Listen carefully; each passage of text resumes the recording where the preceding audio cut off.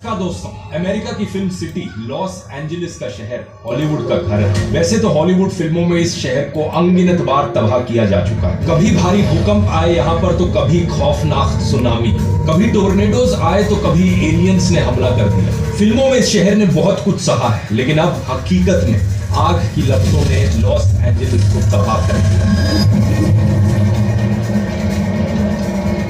ऐसे दृश्य देखने को मिले हैं जो सही में दिल दहला देने वाले हैं। इस वीडियो को देखिए, एक फायर टोर्नेडो ये पैलिसेड्स के एरिया में देखा गया। अभी तक कम से कम 24 लोगों की मृत्यु हो चुकी है। ये आग तकरीबन 40,000 एकड़ में फैल गई। एक हफ्ते से ज्यादा का समय हो चुका है इस आग को जलते हुए, लेकिन अभी तक भी जिस समय मैं वीडियो रिकॉर्ड कर रहा हूँ ये आग जल रही है। 12,000 से ज्यादा इमारतें जल चुकी हैं। लोगों के घर राख बन चुके हैं। 1,80,000 से ज्यादा लोग डिस्प्लेस हो चुके हैं। करीब 2 लाख लोगों को इवैक्यूएशन के नोटिस दिए जा चुके हैं। जेपी मॉर्गन के एस्टिमेट्स के मुताबिक इस सब की वजह से $50 बिलियन का आर्थिक नुकसान होगा लॉस एंजलिस के शहर में। ये कोई एक आग नहीं है, असल में मल्टीपल फायर्स है मल्टीपल लोकेशंस पर। 7 जनवरी की सुबह पैलिसेड्स नाम के इलाके में इस आग की शुरुआत हुई थी। नक्शे पर देखिए, उसी रात ईटन और हर्स्ट में भी आग लगी थी। 9 जनवरी तक केनेथ भी आग की लपटों में घिर गया था और इसके अलावा कई दूसरे इलाके लिडिया, आर्चर, वुडली और सनसेट भी आग में झुलस गए। 12 जनवरी की सुबह तक लिडिया फायर को पूरी तरीके से रोका जा चुका था। केनेथ फायर 90% खत्म हो चुकी थी। हर्स्ट फायर 76% कंट्रोल में थी, लेकिन ईटन फायर सिर्फ 15% और पैलिसेड्स फायर मात्र 11% ही कंट्रोल में आई थी। सबसे शॉकिंग बात इस पूरी घटना के बारे में यह है कि ये सब हो रहा है जनवरी के महीने में। जनवरी में सर्दियों का मौसम होता है लॉस एंजलिस में, और ये एक ऐसा महीना है जहां आमतौर पर सबसे ज्यादा बारिश देखने को मिलती है अगर पूरे साल भर में कंपेयर करो तो इस शहर। लेकिन फिर भी यहां इतनी भयानक वाइल्ड फायर्स देखने को मिली। ऐसा कैसे हो सकता है? इसके पीछे छिपी है एक बहुत बड़ी साजिश। आइए समझते हैं आज के इस वीडियो में। अगर इस पूरी घटना को आप सिर्फ एक ज्योग्राफिकल पर्सपेक्टिव से देखोगे तो कारण बताया जाता है कि सदर्न कैलिफोर्निया के इलाके में बारिश कम हुई इस साल। इसकी वजह से ह्यूमिडिटी कम हुई और जो पेड़ पौधे थे, वेजिटेशन थी, वो सब सूख चुकी थी। हवा में ड्राइनेस कुछ बहुत ही ज्यादा थी। इसके अलावा चली बहुत ही ताकतवर हवाएं, पावरफुल ऑफशोर विंड्स, जिन्हें कहा जाता है सेंटा एना विंड्स। इन हवाओं ने इस फायर वेदर को और भी बदतर बना दिया। अमेरिका की वेस्टर्न कोस्ट का अगर आप नक्शा देखोगे तो यहाँ मौजूद है रॉकी माउंटेन्स। दूसरी तरफ कैलिफोर्निया की बिल्कुल कोस्ट पर जो एरियाज हैं वहां लो प्रेशर हो जाता है। इस प्रेशर डिफरेंस की वजह से हवाएं चलती हैं। जब ये हवाएं पहाड़ों से नीचे आती हैं तो गर्म हो जाती हैं और इनकी ह्यूमिडिटी 10% से भी नीचे गिर जाती है, और फिर ये गर्म सूखी हवा जंगल को और भी ज्यादा सुखाकर वाइल्ड फायर की संभावना को बढ़ा देती है। कहीं पर भी थोड़ी सी आग या चिंगारी की वजह से ये बड़ी आग बन जाती है और तेजी से फैलती है। लेकिन असली सवाल यहाँ पर यह है कि ये सारी कंडीशंस, कम बारिश, लो ह्यूमिडिटी, सूखी वेजिटेशन, तेज हवाएं, इन सारी कंडीशंस के पीछे आकर क्या कारण है? एक क्लाइमेट साइंटिस्ट है पीटर कैल्मस। ये नासा की जेट प्रोपल्शन लेबोरेटरी में काम करते हैं। ये पहले लॉस एंजलिस के एल्टाडेना इलाके में रहते थे, लेकिन साल 2022 में इन्होंने इस जगह को छोड़ दिया क्योंकि इन्हें एहसास हो गया था कि यहाँ रहना अब ठीक नहीं है। इन्होंने न्यूयॉर्क टाइम्स में एक आर्टिकल भी लिखा था जिसमें इन्होंने एक काला सच बताया था। बहुत से पावरफुल लोगों की पोल खोली थी। आगे बात करते हैं इसकी वीडियो में, लेकिन एक चीज जिसको बहुत अच्छे से समझते थे वो थी क्लाइमेट चेंज। पिछले साल जनवरी का ये न्यूज आर्टिकल देखिए। धरती पर रिकॉर्ड किया गया अब तक का सबसे गर्म साल 2023। यूरोपियन यूनियन की कोपरनिकस क्लाइमेट चेंज सर्विस ने कहा कि साल 1850 से अब तक देखें तो 2023 में ग्लोबल टेम्परेचर सबसे ज्यादा थे। प्री इंडस्ट्रियल टाइम से कंपेयर करें तो एवरेज टेम्परेचर 1.48 डिग्री सेल्सियस ज्यादा हो रखे हैं। इस सर्विस की डेप्यूटी डायरेक्टर ने कहा कि 2023 में क्लाइमेट रिकॉर्ड्स डोमिनोज की तरह गिर रहे हैं। इस साल के तापमान शायद पिछले 1 लाख सालों में किसी भी पीरियड से ज्यादा थे। आपको ये बात शायद काफी हैरान कर देने वाली लगे, लेकिन क्लाइमेट साइंटिस्ट के लिए कोई बड़ी हैरानी वाली बात नहीं थी क्योंकि वो पहले से ही प्रिडिक्ट कर चुके थे। 2023 से पहले रिकॉर्ड होल्डर साल रहा था 2016 का। फिर 2023 ने 2016 का रिकॉर्ड तोड़ा। ये कोई अचानक से होने वाली अजीब घटना नहीं थी, बल्कि क्लाइमेट चेंज की ट्रेजेक्टरी थी। दिसंबर 2023 तक आते आते greenhouse gas levels record high पर थे। Global temperatures record high, sea level rise record high, Antarctica में सी आइस रिकॉर्ड लो। इसी महीने यूनाइटेड नेशंस की एनुअल क्लाइमेट समिट भी हुई, COP28। इस समिट में बड़ी चर्चा हुई फॉसिल फ्यूल्स को फेज आउट किए जाने की। इंडिया की 12 साल की climate activist Licypriya Kangujam इस इवेंट में स्टेज पर चढ़ गई थी। इन्होंने चिल्लाकर कहा, फॉसिल फ्यूल्स को बंद करो।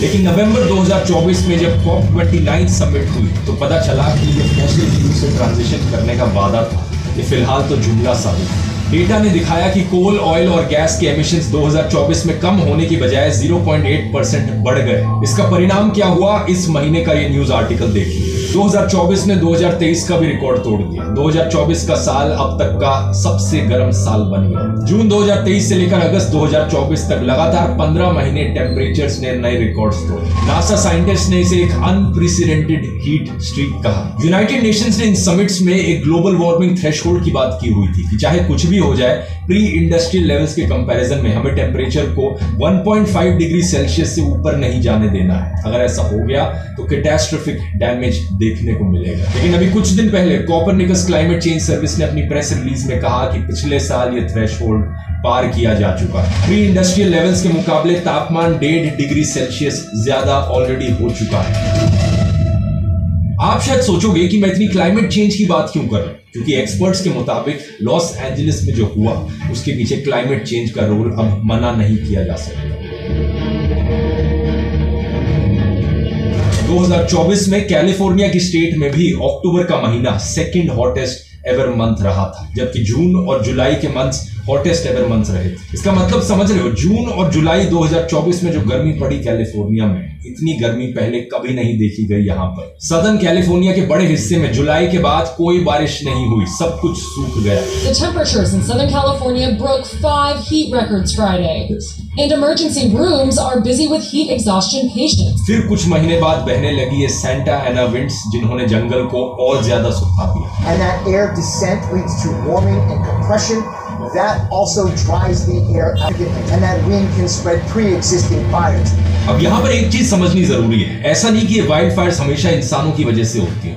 वाइल्ड फायर्स नेचुरली भी होती हैं। इनफैक्ट कुछ ऐसे इकोसिस्टम्स भी हैं, प्लांट्स और एनिमल्स, जो इवॉल्व ही इसी तरीके से हुए हैं कि इकोलॉजिकल बैलेंस के लिए वो पीरियोडिक फायर्स पर डिपेंड करते हैं। जैसे कि कॉनिफर ट्रीज, इन पर एक थिक बार्क होती है, या प्रेरी ग्रास अपना ज्यादातर बायोमास अंडरग्राउंड स्टोर करती है। कुछ पौधे तो ऐसे भी हैं जो हीट पर डिपेंडेंट हैं, ताकि उनकी सीड्स मिट्टी के अंदर जर्मिनेट कर सके या उनके बड्स फ्रूट बन सके। कभी कभी लगने वाली ये आग डेड ऑर्गेनिक मटेरियल को क्लियर आउट कर सकती है। जब डेड या डिकेइंग प्लांट्स जमीन पर बिल्डअप होने लगते हैं तो मिट्टी के अंदर जो ऑर्गेनिजम्स हैं वो न्यूट्रिएंट्स को एक्सेस नहीं कर पाते। नए छोटे पौधों की आउटग्रोथ इससे रुक सकती है। ऐसे में मरे हुए प्लांट्स और एनिमल्स जब इन आग में जल जाते हैं तो इस जले हुए मटेरियल से मिट्टी में न्यूट्रिएंट्स रिलीज होते हैं। इस तरह ज्यादा जल्दी रिलीज होए बजाय कि अगर वो धीरे धीरे डीके करते रहे। यही कारण है कि कई बार इंसानों द्वारा खुद से प्रिस्क्राइब्ड बर्न या कंट्रोल्ड बर्न भी किए जाते हैं। हम जानबूझकर वाइल्ड फायर लगाते हैं कंट्रोल्ड तरीके से, ताकि इकोलॉजी को उसका लाभ मिल सके। ये एक पूरी साइंटिफिक फील्ड है अपने आप में, इसे फायर इकोलॉजी कहा जाता है। तो अगर हम कैलिफोर्निया के रीजन की बात करें, वहां भी वाइल्ड फायर्स कॉमन रही हैं। गर्मियों के दौरान ड्राई वेदर कंडीशंस होती है, साथ में हवा भी चलती है,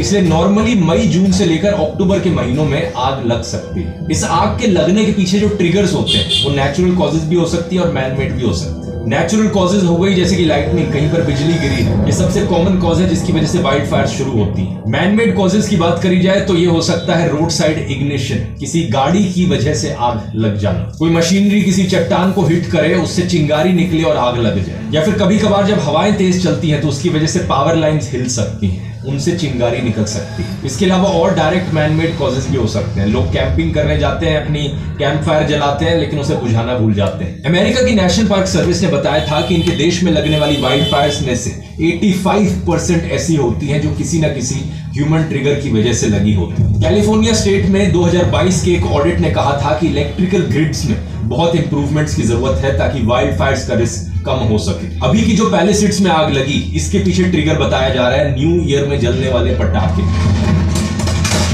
एग्जैक्ट कॉज अभी भी अंडर इन्वेस्टिगेशन है, लेकिन फायर क्रैकर्स को यहाँ पर एक बड़ा सस्पेक्ट माना जा रहा है। लेकिन प्रॉब्लम वाली बात यहाँ पर यह है कि ह्यूमन ट्रिगर्स के साथ साथ हमें यहाँ पर क्लाइमेट चेंज का भी सीधा डिसरप्शन देखने को मिल रहा है। यही कारण है कि पिछले डेकेड्स में हमें जो नेचुरल वाइल्ड फायर्स देखने को मिल रही है वो किसी नेचुरल इकोसिस्टम का पार्ट नहीं है। जिस टाइम पर यह आग लगी जनवरी के महीने में, जिस इंटेंसिटी से ये लगी और जितना डैमेज इन्होंने किया, इस बात से ये चीज साफ है कि इसकी रूट कॉज क्लाइमेट चेंज है यहाँ, और आने वाले समय में हालात और बिगड़ने वाले।